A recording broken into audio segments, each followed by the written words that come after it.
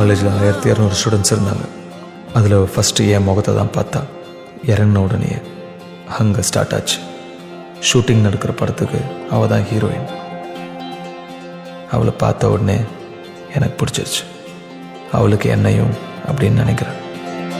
ஒரு தாமரை நீரினில் இல்லாமல் இங்கே ஏன் இருமேகலை பாதங்கள் மண் மீது புண்ணாவதேன்? ஓரோவியம் காகிதம் கொள்ளாமல் இங்கே ஏன் அதன் ஆயிரம் ஆயிரம் வண்ணங்கள் பெண்ணாவதே?